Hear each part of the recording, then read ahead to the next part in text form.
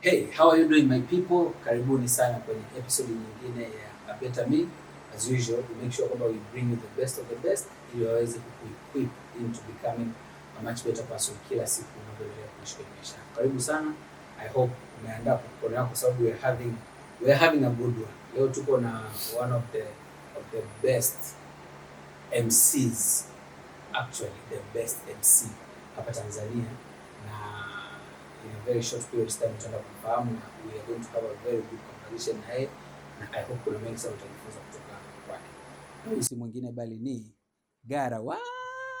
Gotta be Kuba. What's good, my brother? How are you, my brother? Well, niko poa. Happy New Year, happy everything. Baada ya mambo mengi finally I know, right? I say karibu sana. Bwana, nashukuru. Tumepishana sana hapa lakini finally tumekutana. Mambo yamekuwa mengi. Yeah. I am very happy kwamba umefanikisha ku make it hapa. Yeah. Umekuwa na changamoto nyingi lakini Mungu amekuwa mwema. Yeah, sure. Karibu sana. So let's get right into it ili nisiwalie watu muda mwingi wa kupata madini yako, right? Karibu sana. Sasa of course wewe kwa sababu you are a famous person, watu wengi wanajua mambo mengi kuhusu.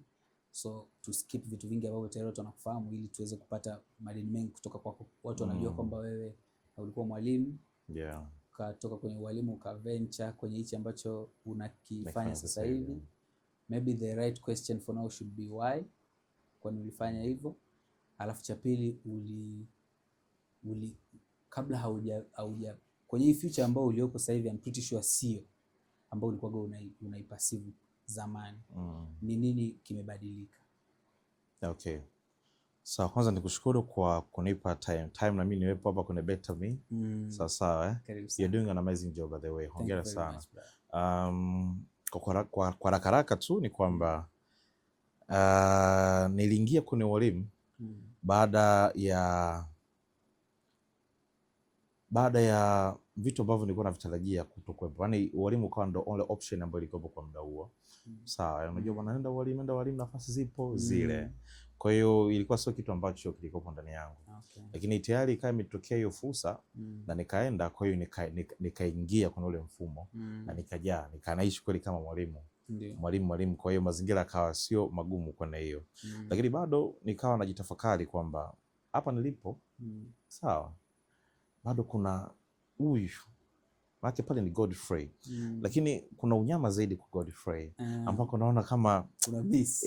Na miss hapa nikiwa kwenye walimu. Yes. Kwa hiyo ndipo ambapo nikaanza kunajisikia natoka kwenye walimu. Lakini before way back nikiwa shule O level nikaenda advance nilisoma seminary by the way. Lakini sikwenda kwenye upadri. Niliingia mpaka kwenye ile nyumba malezi na nini.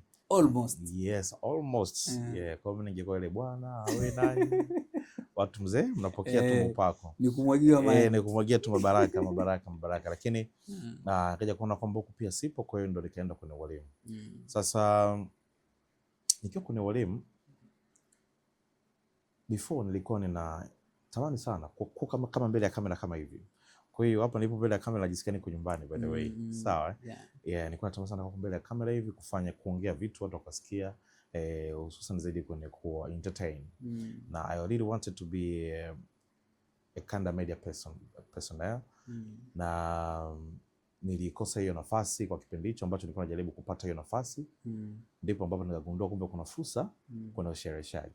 Kwa hiyo nikaona kumbe naweza kaishi kwenye ile ndoto kupitia hii yengo nyingine. Kwa hiyo nikaanza kuwacheki wale ambao walikuwa kwenye game those days. Na wengine bado wapo, wengine wameshatangulia mbele zake, rest in peace. Na ndipo hapo nikaanza kufanya upembuzi yakinifu. Ni Kiswahili hicho.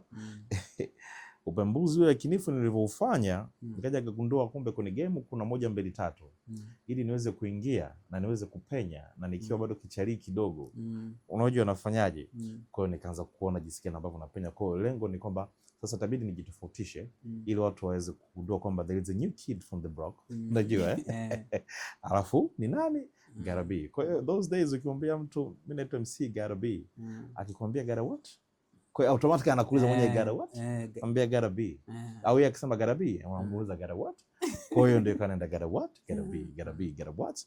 Though here we are right now. Good. Now again, sio future ambayo wewe ulikuwa una expect kwamba utakuja kuwa nayo in the future? You never really wanted to be, of course, ulikuwa unajua tutakuwa kwenye space ya kuentertain na media, lakini specifically not an MC. Yeah, sure. Hii MC ilikuja baadaye. Ilikuja baadaye. Okay. Yeah. Kwa muda wote ambao umekuwa kwenye industry may evolve over time. Tangia kabla hujaingia, ulipoingia, kuwepo kwako kote, kuna namna unaiona industry inaendelea kutransform. Nini ambacho unakinotice cha tofauti ukicompare na wakati unaingia na sasa hivi? Well, sasa hivi nyakati zinabadilika sana na nikwambie tu Joe, kwa sababu kipindi ambacho mimi naingia kulikuwa kuna mambo ya mitandao ya kijamii. Na nakumbuka ndo Facebook ndo imeingia. Yani Facebook yenyewe ndo mpya. Hata watu hawaelewi kuhusiana na Facebook. Kwa mimi nilitumia kama platform. Vijana ambao wanataka kuingia kwenye mahusiano na nini ndio wakawa wanaingia humo. Kwa wale ambao niliwakuta walikopo hawaishobokei Kiswahili kingine cha mtaani, hiyo Facebook. Kwa mimi nikatumia ile platform ya Facebook. Maana kuona kwamba naendaje mjini. Kwa hiyo utandawazi ukawa unakwenda kubadilisha vitu. Ikaja Instagram, kwa balaa. Na YouTube of course tuliyakuta. Nika naweka vitu content na nini nazipeleka. Kwa hiyo ile pia ilinipa urahisi mimi kupenya. Sasa back in the days tulikuwa tunaweka sana kazi na nini. Sasa siku hizi kwenye game imekuwa zaidi sasa more of content creation. Yani sio kuweka ujuzi wako. Yes, sio kuweka uwezo wako kwamba unafanya opening ya ceremony pale tuone, tusikie punch, tusikie matumizi ya lugha pale. Na before ilikuwa hiyo zaidi. Na ilikuwa ina mata zaidi. Mtu anaangalia the way unavyoarticulate maneno, unazungumza neno moja baada ya lingine, unavyounganisha neno moja kwanza lingine, ile transition. Kwa hiyo ilikuwa una post kazi. Lakini sasa hivi imekuwa more of content creation. Kwa hiyo unashindwa kujua nani ni comedian, nani ni MC, unajua unashindwa kujua nani ni unajua. Kwa hiyo sasa hivi kuna hiyo, na content creation imekwenda ambacho sio kitu kibaya, kwa sababu mwisho siku ni kwamba watu wanakwenda na trend inavyokwenda. Kwa mwisho siku ukisema ubaki kama wale ambao niliwakuta wao of course walikuwa wanaacho. Kwa hiyo unatakuwa una cope up na mazingira, lakini sasa unaingia vipi? Kwa sababu mwisho siku usipoteze ile originality yako. Umeona? Unavyokwenda huku unaangalia haupotei, unanyosha, tunaishi. Na nini wewe ambacho kinakufanya uendelee kuwa relevant? Kwa sababu umekuwa kuna generation kama 4-5 hapa zinazaliwa, unajua kama kwa naonaga kama kila baada ya Hispania labda miaka 2 inazalia generation mpya. Hata nyinyi mnafanya upskill sometimes. Sure. So huwa mna introduce vijana wapya kwenye game. Sasa wewe umeweza hiyo, inabidi tukupe. Mtu lazima ape maua yake, wanasema. Nashukuru. Umeweza ku maintain your relevance over time. Kwa miaka mingi imepita sasa, bado upo sokoni, bado watu wanakubuka, it means you are relevant. Nini kinakusaidia ku maintain your relevance? Nafikiri kama ambavyo nimesema, unaangalia trend iko vipi. Kama ni content creation sawa, na create some contents, lakini sitoki kwenye mstari. Kwa maana hiyo unajikuta kwamba kuna generation ambazo zinaingia unaishi nazo, lakini kuna wale ambao walikuwa nao tokea way back bado wanaendelea kukuelewa kwamba that's our guy. Unajua? Kwa hiyo mimi hata sishangai leo hii kuna wale wanaekaga sui nani MC wako mkali. Unaweza kukuta nimeweka na watoto pale. Mpaka I'm like what is this? Hiyo si unaweka na watoto ambao ndo wameingia juzi kwenye game. Unaweka pale. Lakini unasema okay, hii ni maana kwamba you are still relevant. Yes, ile relevance ipo. Watu wanaona kwamba huyu jamaa bado ni mtu wetu. Hata kuna kizazi kipya wanasema bado we still got this guy. Kwa hiyo nafikiri ni kujaribu vile kuishi na mazingira jinsi yalivyo. Usije ukajikuta mshua sana kwa mimi father, mimi dingi. Kwa hiyo kwamba endeni mimi naishi kidingi, hapana. Kwa hiyo nafikiri ni kujaribu kuenenda na mazingira jinsi yalivyo. Ile hali ambayo ipo muda huo enda nayo. Umesema hii ya kuhusu watu kuwekwa kwenye rank MCs afu unachanganywa na vijana wa sasa hivi, na wewe you are cool with it. Ni couple of weeks ago ulikuwa na wewe pia ulitoa list yako.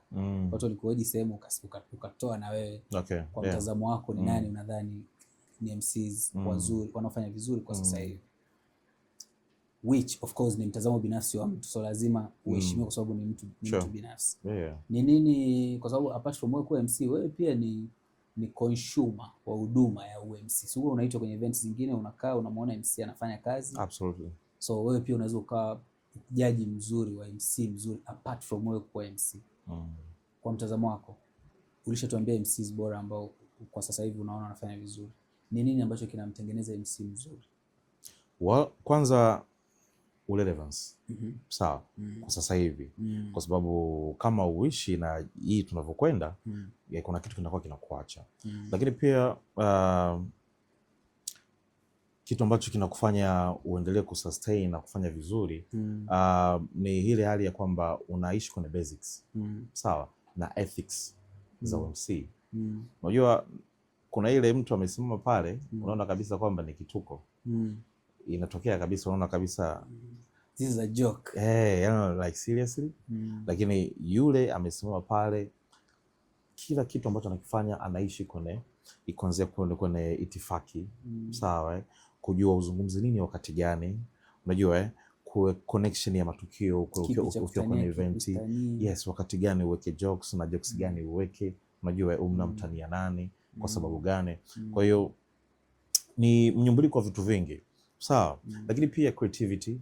Unajua wanasema hakuna kitu ambacho hakijawahi kutokea chini ya jua. Lakini sasa the way unakipresent wewe inaweza kaonekana ni kitu kipya. So how do you present it?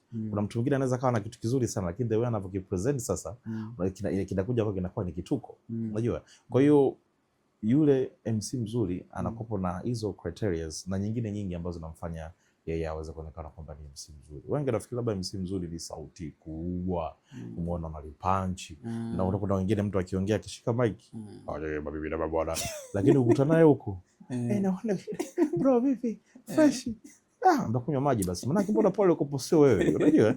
Kwa hiyo some people are trying to fake and stuff, lakini just be you. Do your stuff. Mwaga na mtoaga mfano MC Pilipili. MC Pilipili ana kisa chake kidogo. Rest in peace.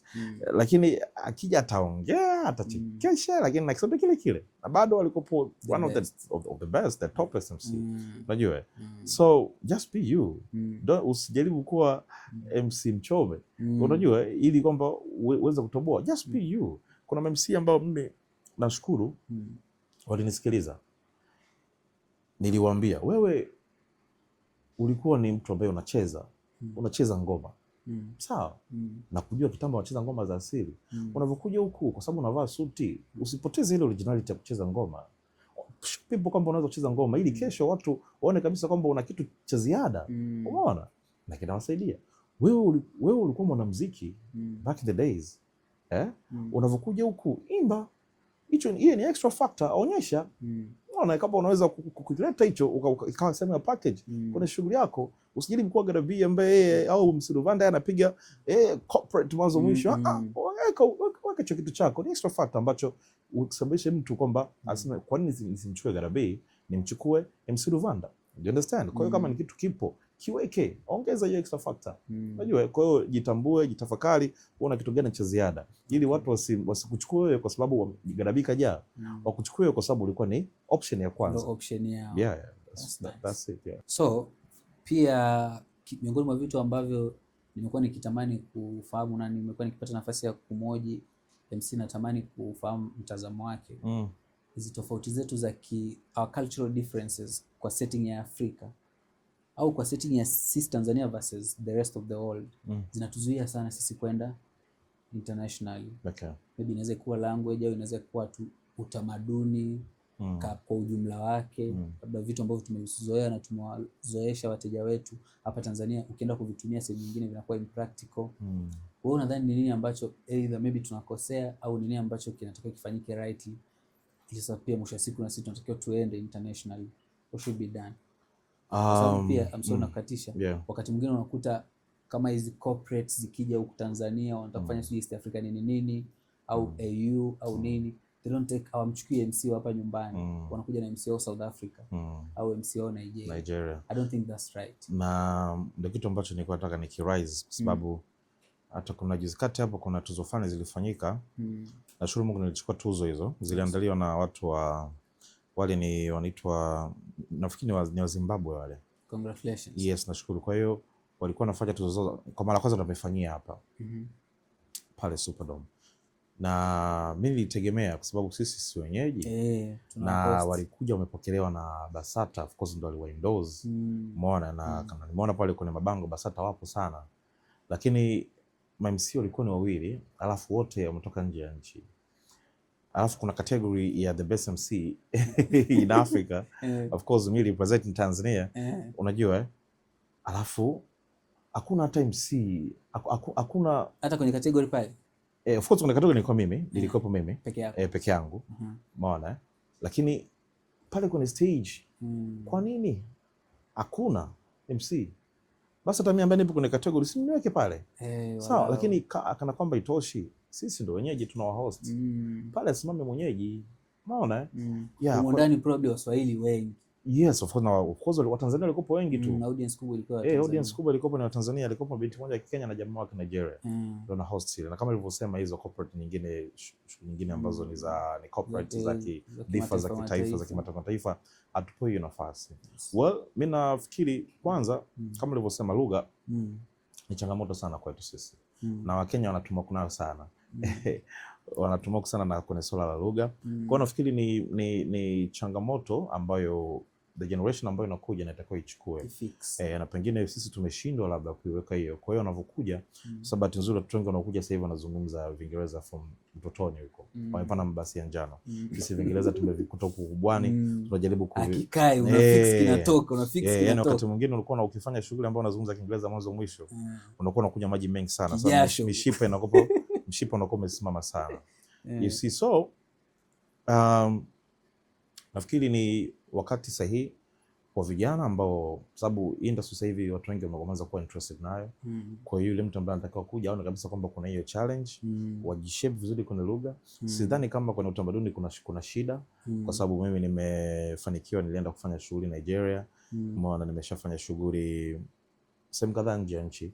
Umeona sioni kama kuna shida kwenye swala la utamaduni. Lakini ile tu inferiority ya sisi wenyewe wakati mwingine tunashindwa hata kujisogeza kwa kwamba this can be done na mimi kuliko kumpa. Lakini hizo market tunatoshea kabisa. Of course tunatoshea kabisa, big time. Talented MCs humu ndani ambao wana uwezo. Big time wapo wengi wanafanya vizuri sana, na kuna wengine madogo wanakutana nao wanafanya vizuri kabisa. Unajua? Yes. So we are not the problem. Sisi sio tatizo. Nafikiri ni mfumo. Na wanaoandaa haya matukio pia kuona kabisa kwamba kuna nafasi ya kututumia sisi kuna hizo shughuli. Unajua kwamba hata kama shughuli kwa mfano Mheshimiwa Rais anatoka anakwenda nchi fulani na yeye labda ndo mgeni rasmi, unajua sio mbaya akaondoka na kuna ile delegation yake, kukawa na MC pale Mtanzania ambaye anakwenda kumoderate ile event. Yes, why not? Yeah, kwa hiyo nani anafaa, wapo watafutwe, wapewe nafasi. Hata the fact kwamba BASATA wenyewe walipokea huo ugeni alafu hawako consider kitu kama hicho ni tatizo la kimfumo. Na nilizungumza na baadhi ya viongozi nikasema why, kwa nini hawa ni wageni wameandaa hili jambo hapa? Sisi ndo tunawa host, sisi tunakaa tu kazi kupiga vigelegele na makofi. Hapana, wakati sisi tukienda kwa wao wanatupa MC. Yes, alitakiwa pale simame Mtanzania mmoja na guest mmoja. Nakumbuka nilifanya shughuli moja ilikuwa kubwa sana ya UMIS. Ilikuwa ni Miss nini ile? Wanaita Miss Universe. Ilifanyika pia. Alikuja MC wa South Africa, binti moja ni maarufu sana. She happened to be one of the supermodels nafikiri. Kwa hiyo alishakuwa mshindi wa dunia. Na mimi nilisimama naye pale. Kitu kizuri. Isi nasimama kabisa pale. Huyu mwenyeji na huyu mgeni. Unajua? Kwa hiyo perform kama hizo zipewe fursa na niliperform vizuri. Yes. Mimi nadhani inabidi nikutafute kaka siku moja kwa ruhusa yako. Tukae tuongelee the mechanics za hii industry pekee. Yaani tusizungumzie kitu kingine chochote, tuzungumzie tu mifumo ambayo inatengeneza hii industry, na kwa sababu una experience ya kutosha nadhani unaweza kuwa mwalimu sahihi wa kufanya kitu kama hicho kwa ruhusa yako. We'll find another day to do something like that. Karibu sana. Tufanye transition kidogo. Wewe ume host thousands of events hapa Tanzania. Na kila mtu ana opinion yake. Watu wengine wanasema huyu jamaa harusi zake wa watu hawadumu sijui nini, which is technically a lie kwa sababu wewe una host harusi nyingi. So obviously kwenye harusi nyingi, labda kwa sababu mimi na host 10, hizo harusi zote 10 zinadumu, ningehost 100 labda kungekuwa kuna 10 ambazo zingepata hiyo changamoto kama wewe. Na bahati nzuri pia wewe umeoa. So kwa opinion yako, unadhani ni nini ambacho kina tunza au kudumisha ndoa? Kwa sababu inawezekana kuna mtu anakuangalia hapa ni mteja, atakuja kuwa mteja wako ili aruke hiyo, aingie kwenye miongoni mwa maharusi wa garabia ambao wamekaa miaka mingi. Nini ambacho kinatunza ndoa muda mrefu? Well, kwanza mimi waga naonaga couples wanavyokujaga pale ofisini, unazungumza nao mkiwa mnaelekea kuandaa shughuli yao ile road to Joe Wednesday, unajua zile ukiwa unawaangalia unaona kabisa kwamba ni watu ambao wanapendana sana. Sasa kupendana kwao ni jambo moja. Je, wako tayari kwenye maisha ambayo wanakwenda kuanza? Kwa hiyo kwanza kitu ambacho nakiona kinachopelekea ndoa nyingi kuvunjika ni ile hali ya kutokuwa na utayari. Yaani unajua intimacy inakuwa mbele zaidi kuliko kuwa tayari sasa kwamba kuna maisha baada ya ile sherehe. Kuna zile up and down. Unajua, are they ready? Je, wameandaliwa hawa watu? Sisi mababu zetu, baba zetu waliandaliwa kiukweli, na ndio maana walikuwa wanapitia stage mbalimbali. Unajua, siku hizi wote wakikutana sehemu ya bata, wamegonga cheers, wanabadilishana wakachat WhatsApp siku 2-3. Unajua yes, wakutana mara moja mara mbili wakasema I think tuna match, let's do this. Umeona? Kwa hiyo unakuta kwamba vitu vinakwenda wanakuwa hawajaandaliwa na wao wenyewe hawajajiandaa. Kwa hiyo labda cha kuambia tu ni kwamba wanapokuwa kwenye ile hali ya juu kabisa ya mahusiano, kwamba mapenzi yametaradadi, sawa, wajue kabisa kwamba kuna wakati ambapo haya mapenzi hayatakuwepo tena. Umeona, kuna wakati ile ambao ni wakati wa chini kabisa, lakini bado mnatakiwa msustain. Unajua, mimi nipo kwenye miaka 10 sasa hivi kwenye ndoa yangu. Haimaanishi kila siku kila siku ni vipepeo, hapana, sio kweli. Unajua, kuna wakati kabisa unakuta ile nginja. Unajua, sio kweli. Na kitu gani sasa ambacho kinapelekea namna gani? Ni kwamba wewe unakuwa uko tayari, umeandaliwa kwamba kuna hii moment itakuja. Yes, so sio surprise. Ambacho sio ni moment ya kudumu. Na kuna jinsi ya kuishi kwenye ile moment. Umeona ili uweze kuvuka kwenye kile kipengele, alafu kesho maisha yaendelee. Sawa? Unaamka kwa mfano mishi zako sijakaa vizuri, ukiangalia kila kitu ni kama ukuta umewekwa mbele yako. Alafu anaweza akaja mke wako pia anakwambia kitu ambacho unaona pia ni ukuta mwingine tena. Kama haujawa a gentleman enough kwenye kutoka kwenye ile kipengele, unaweza kuta unafanya kitu cha ajabu sana. Kwa hiyo hapo ni kumomba Roho Mtakatifu kumomba Mungu akusaidie kwenye hicho kipengele. Sawa, lakini pia tayari ukiwa umeshaandaliwa tayari, ile manhood ipo kichwani mwako na unajua kabisa kwamba hii ni swala la mpito, nitatoka hapa nitarudi tena kwenye nyakati ambazo ziko salama. Kwa hiyo wengi wanakopa hawajajiandaa, wengi wanakopa hawajaandaliwa, na wengi pia wanakopa hawajafahamiana vizuri. Kwa hiyo watu wa take time kufahamiana, tuje tufanye hizo harusi zao ili kesho tukikutana tukiuliza bwana vipi fresh shemeji, bwana hiyo waga inanikata sana kwa sababu hata leo nakuja nilikuwa naongea na mtu amepata namba, amenipigia actually. Unanikumbuka? Hapana, mimi fulani ufanya harusi yangu fulani ananiambia like 7 years ago. Sasa hivi ni bwana, ofisi yangu ipo karibu na ofisi yako. Fresh familia nini? Familia kwa watoto nini? Shemeji vipi? Vilishanishindaga bwana. Sasa hiyo unakuta hata conversation kidogo inashuka. Kwa mwanzo upe tena kurudi kwenye ile momentum. Sasa tufanye hizo sherehe, ukutane pale. Mimi ambako ndo sehemu ambao nafanya kazi na wao. Sawa, mimi nakusherehesha kushotoka kanisani au msikitini. Tunapiga vigelegele pale, tunagonga cheers. Ukitoka pale maisha mengine yanaendelea. Kwa hiyo kule mnakwenda yanaumana au hayaumani, mimi Garabi nakupa usihusiki, mimi nishamaliza nafasi yangu. Ila tukikutana tukigeuka bwana vipi fresh? Fresh. Hiyo nakaa vizuri. No wonder sasa hivi naandaa hizi events za kuleta watu wenye mahusiano, hususan nafanya kila Valentine. Nilifanya last year na this year pia naifanya. Na nafurahi nakutana na maharusi ambao nilifanya shughuli zao 10 years ago. Unajua inapendeza kikweli. Tunakuja tunakaa in a very classic kind of atmosphere. Tunagonga cheers, tunaenjoy ile mandhari. Na mimi nasema hapa kuna maharusi wangu. Alafu kuna mtu anasema kwamba eti watu wewe.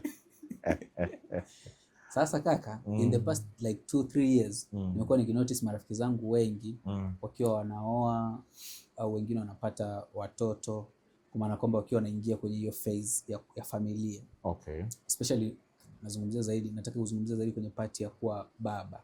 So either ameoa akapata mtoto au amepata mtoto kabla hajaoa, either way ameshakuwa baba. Ndio. Na wengi nimeona ile transformation inabadilisha completely. kuna vitu unakuta wanaanza kuvicut off automatically tu wenyewe wanaanza kubadilika, yani kama unakuta kuna ngozi inababuka yenyewe. Wewe ni baba, Mungu amekujalia watoto wazuri na they're all over the place, huwa tunaona tuna admire and everything. Namshukuru. Ni nini ambacho huwa yani transformation gani huwa mwanaume anaipitia anapoanza kutoka kuwa mwanaume tu wa kawaida kuwa baba? Na hapa baba nataka uizungumzie ni ile baba ya daddy. Sio baba tu ya kwa maana ya baba jina, father figure, yeye umezaa tu, a responsible father.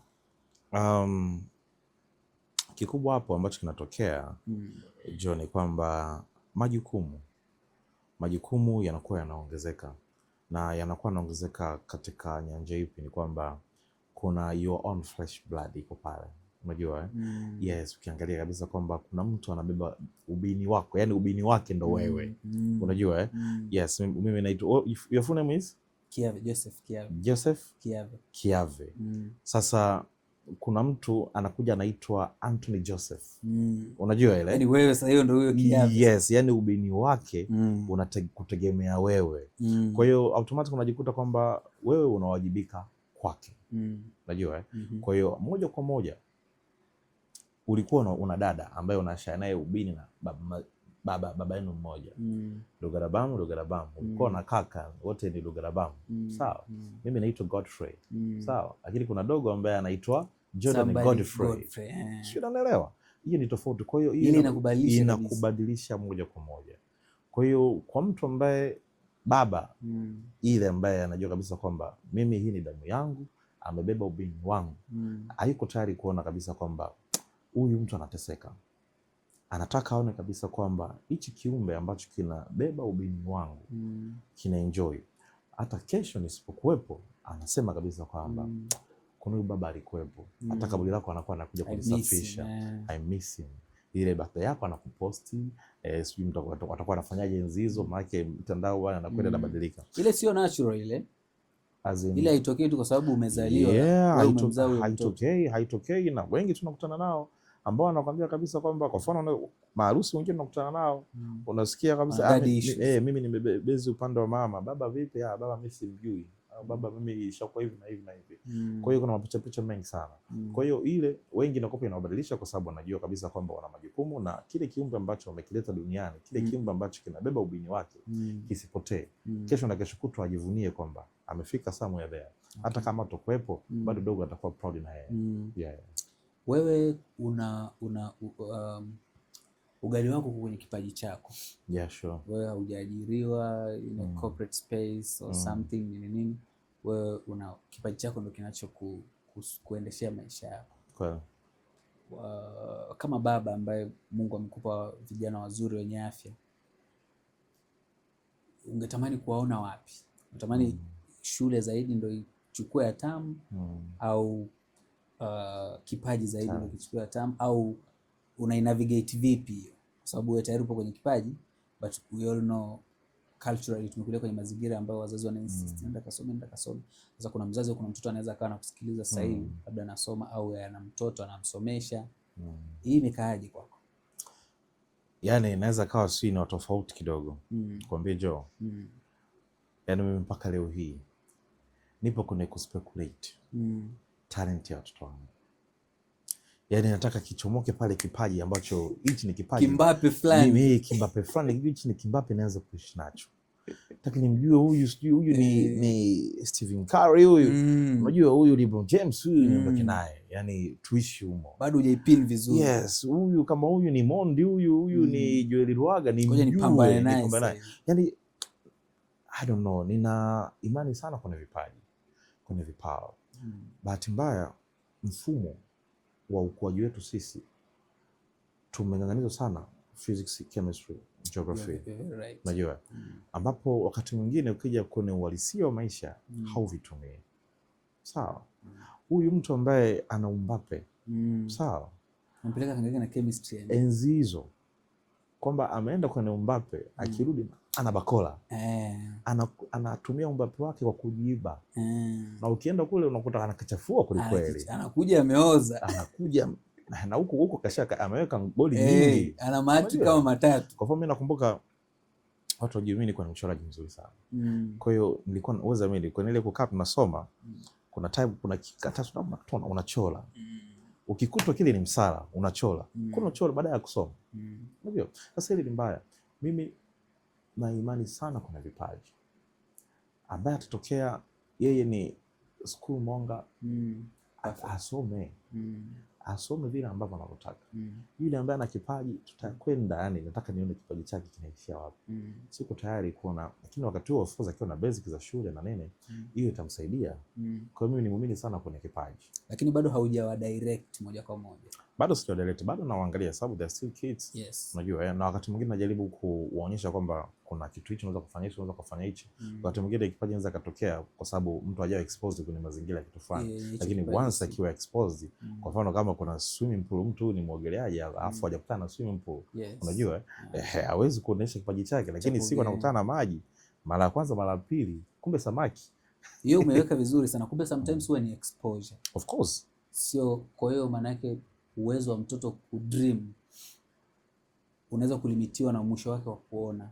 Exactly. So for you to be able to understand na kujua alichonacho mtoto wako, lazima umexpose more kwenye, lazima umexpose kwenye mazingira, mpeleke kwenye madarasa ya muziki. Mpeleke kama kuna viwanja vya kucheza mpira, ajichanganye huko shuleni wacheze. Maana vitoto vya ushuani tunakutana navyo, kanacheza mpira, kanaenda keyboard classes, anachezeshwa netball, ili walau watu wajue ni wapi. Of course, anakuwa exposed kuna mazingira. So unajua kuna sema anakuwa he or she is best at it, ndipo hapo ndako ushikilie. Yes, anaondoka huyo. Yeah, na wapo ukiangalia kuna watu ambao wazazi ambao wanajitahidi sana kuwalea watoto wao, kwa expose kwenye hayo mazingira. Fine.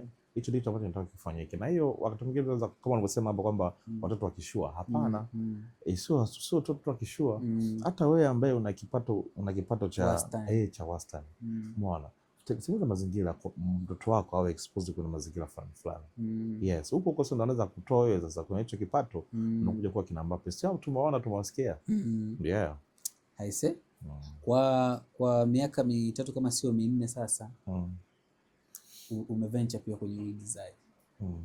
I can say you are probably sasa hivi you are watching your dreams come to life, kwa sababu ndo space ambayo ulikuwa unatakaga kuwepo since then.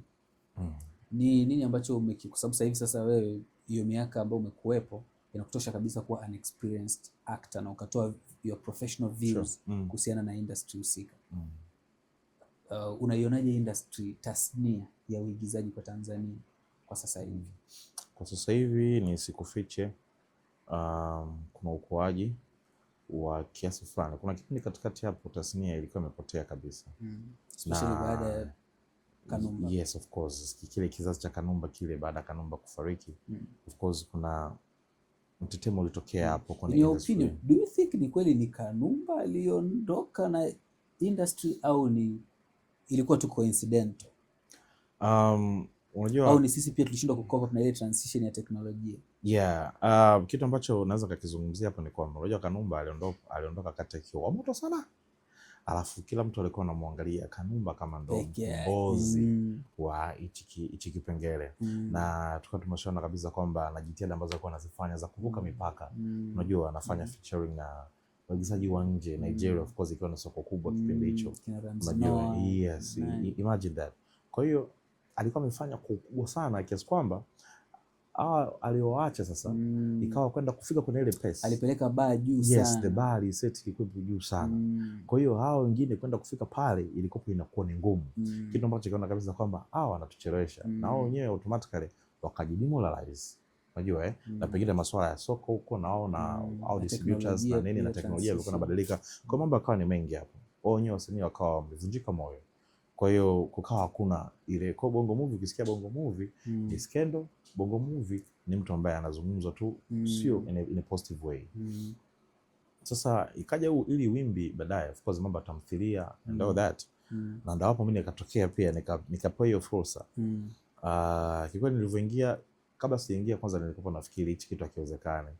Unajua kwa sababu walioniita kwenye kuingia huko wakawa wananiambia bwana you can do this. Sasa mimi tayari na ile mindset ya Bongo Movie. Bongo Movie this, Bongo Movie that. Jamani mimi na kabrandi kangu nimekatengeneza, mnataka kunifanya nini jamani? Msifanye hivi. Kwa hiyo nimeingia na nimeona kuna utofauti. Of course kuna malipo, unajua Yes, unajitahidi kiukweli. Mimi sikuwa nilivyokuwa ninavyolipwa sikudhani kama naweza ikafika hata theluthi ya kile ambacho nilikuwa nalipwa. Lakini akasema okay, mtu anaweza akasustain akafanya maisha kwa hichi kitu. Akaishi kabisa, akasomesha watoto, akarent au akafanya vitu vingine. Kwa hiyo hicho nilikinote na pengine ndicho ambacho kimenifanya nikasema kwamba nafikiria kuingia miguu miwili. Yeah, kwa hiyo usije ukashangaa na mimi nakuja na kazi zangu nikiwa kama the main producer kabisa. Unaiproduce mwenyewe? Yeah, nakuja na project zangu, of course zipo nazipika, zipo kwenye pipeline. Wow, that's nice. Yes, kwa sababu nimeingia huko nisitoke tu kwamba kwa hiyo kuna kazi zangu usio mshiriki, unataka pia nawe uache. Yes, na mimi nakuja nataka niache alama. Pengine na mimi naweza kapeleka hizo bar. Inawezekana ndo tukutegemea bwana Kanumba. Yeah, lakini all in all of course nimeingia na kiwanda kimebadilika sasa hivi. Hata wadau wenyewe wanaona kabisa kwamba mzigo anaweka. Ishara tuko Baraza la Sanaa, Bodi ya Filamu wanajitahidi kwenye kufanya ili game lisishuke huko lipokuwepo. Naona kuna jinsi ambavyo wana thamini wasanii, kuna jinsi ambavyo wanajaribu kwa protect wasanii pia.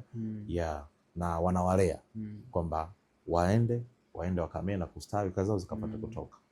Kaka, miongoni mwa vitu pia ambavyo unavipost apart from kazi zako, here you share about your family na nini, you spread positivity sana kwa kutumia familia yako. Okay. How do you balance that? Unajua hii work life balance huwa inasumbua watu sana. Either mtu akibana sana na familia sawa kazi, au akibana sana na kazi sawa familia, especially kwa nature ya kazi yako unayoifanya. Yeah. Muda watoto wanatoka shule ndio unaondoka. Watoto wakiamka asubuhi kwenda shule ndio uko hoi, umerudi nyumbani saa 8. How do you balance that? Kuhakikisha kwamba unakuwepo kwenye maisha ya watoto wako na mke wako na familia kwa ujumla, at the same time ka balance kazi za watu kwa efficiency unayoifanya. Mimi kwanza, apart from being an MC, umesikia ni mwigizaji, ni nafanya TV programs, nafanya kuna biashara nyingine nazifanya. Kiukweli I'm kinda busy. Mambo ni mengi kweli. Lakini always familia yangu inakujaga kwanza. My family comes first. Kwa maana hiyo kama familia inakuja kwanza, always natafutaga out of my busy schedule nipate time na familia yangu. Na hiyo ndo moment ambayo waga na enjoy sana. Najiona niko in a very at ease way. Nikiwa niko na watu wangu wale wote ambao wananihusu mimi. Unajua hakuna cha branding, hakuna cha kulinda brand. Yani hapa kuna brand, kuna nini wote. Sio garabia. Sio garabia. Yani hapo ni daddy. Unajua hivyo. Nikiwa na watoto, nikiwa na mke wangu. Kwa hiyo always familia yangu mimi inakuja kwanza. Kwa hiyo out of my busy schedule lazima nitengeneze moment kwa ajili ya familia.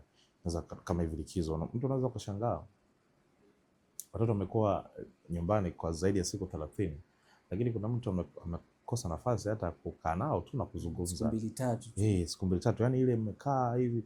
Kwa mfano mimi kipindi hichi pia ndio nimefundisha watoto kuangalia mpira, kuangalia mechi. Wameanza kuchagua na timu za kushabikia. Na wachezaji wanaanza kuwajua, wanajua timu yangu na tayari kuna ambaye pia ameshaanza kuchagua timu yake. Kama daddy, this is your team, siku tukikutana I will beat you. You see, kwa hiyo ni zile moment ambazo of course watoto wote watakuwa wanaziishi. Kumbuka mimi nalea baba wa mtu ajaye, mume wa mtu ajaye, mke wa mtu ajaye, mama wa mtu ajaye. Kitu ambacho namfanyia leo, nikiwa kama sinyoshi, nikiwa kama nafanya janja huko atapokwenda atakwenda kuniibisha mimi, na itakwenda kula huyu itakwenda picha yangu mimi. Kwa hiyo ni picha gani ambayo nataka iwepo kwa huyu baba na huyu mume? Unajua mimi nikiwa role model haki itakuwa ni kitu kizuri. Sasa mimi na present vipi kwake? Ndio vitu kama hivyo. Unajua mwisho siku natengeneza kizazi ambacho kipo imara, kizazi ambacho kipo responsible, kizazi ambacho kipo strong, kipo solid kwenye ngazi ya familia, hata ngazi ya taifa. Nasema hii ni ukoo, baba yake mtoto wa nani, mtoto fulani. Kwa hiyo hii usichukulie tu kawaida. Inakwenda na usione kabisa kwamba mimi solo nimeshawazaa wanakula, wanavaa. Haila haitoshi. Tafuta moment wewe na watoto wako na familia yako. Mimi katika mpaka leo kuna safari ambazo tumeshazifanya zaidi ya miaka 5, watoto wanazikumbuka hizo moment mpaka leo bado wataizungumzia. You remember when we went to Zanzibar? Watasahau ada uliolipa. Alafu sasa nikwambie That's the funniest part. Yani yale mambo ambayo unaweka your most effort. Oya, Januari tunapambana kulipa ada. Yani wao hawajui kuhusu ada. Wao wajua kwamba siku itafunguliwa wataenda shule. Wewe umekutana na ile hii. Watoto wao hawajui. Unajua? Wewe unatoka na kijasho chembamba hawana habari. Oya, watoto wamekula breakfast, lunch, dinner. Wewe umetoa ili huko ulivyotoa ili. That's not the responsibility. Hawajui the struggle that we've been through. Hawajui. Ila wapeleke Mikumi hapo. Oya. Ila kaa nao kwenye meza hivi mnakula, mnazungumza, mnataniana. Cheza nao games hizo. Yani hivyo ndio vitu ambavyo wanavikip chini. Kwa maana hiyo kutafuta pesa haitoshi bro. Yes, kuhakikisha kwamba wanakula na vaila haitoshi. Make a moment. Kwa mfano kama hii wanaenda shule, mimi nilikaa nao nikauliza, watu wetu review ya likizo. Wanakaa wanaongea, kila mtu anasema likizo hii ilikuwaje? Kila mtu anaongea mbele ya wenzao. Tumekaa wote hivi. The best moment ilikuwaje likizo hii? Labda kuna kitu hajakipenda. Yani wawe free, waseme, lakini hajakipenda, kwa nini hujakipenda? Sometimes wanaargue wenyewe pale ili okay, you feel good kwamba no wewe hii ukipenda kwa sababu ilikuwa kitu fulani. Wao wenyewe wanaargue. Okay, kwa hiyo tufanyaje? Kwa hiyo mna discuss. Na hapo wanatoka wanaenda shule wakiwa na energy ya kutosha kabisa. Na inawabond pia kama watoto. Inawabond wao wenyewe pia. Wana vitu mpaka vya kwenda kuhadisia wenzao wakirudi shule. Wanakuambia tutakwenda kuhadisia 1, 2, 3. Kwa hiyo hizo moment haziwezi kutoka kama wewe ukuzitengeneza hapo. Kwa hiyo always make your family first na watakukumbuka tu. Yes, safi sana. Kaka, kwa kumalizia, wewe ni brand miongoni mwa brands kubwa ambazo tunazo hapa nchini Tanzania. That's hiyo hata sio ya kuargue. Ni kitu gani ambacho watu wanakimisunderstand sana kuhusu wewe? Labda wanani mislead.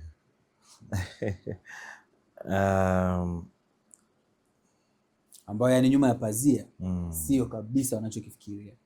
Well, I always get a lot ya kwamba mbona nilidhani una maringo sana.